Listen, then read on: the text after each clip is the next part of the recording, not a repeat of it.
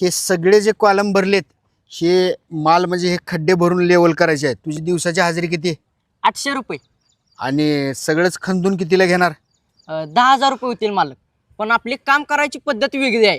आपण पाटीनं माल टाकत नाही, बकेटानं माल टाकतोय. बका बका बका बका. मग एक काम कर, माझे पैसे बहुतेक 10,000 जास्त चालल्यात, तू हजेरीवरच कर. तुला दिवस संपल्या नगदी रोख 800 रुपये देतो. चल चालू कर आणि टाक माल. बका बका बका बका. चालते की मालक.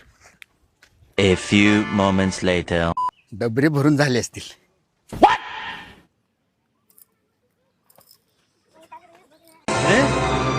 क्या?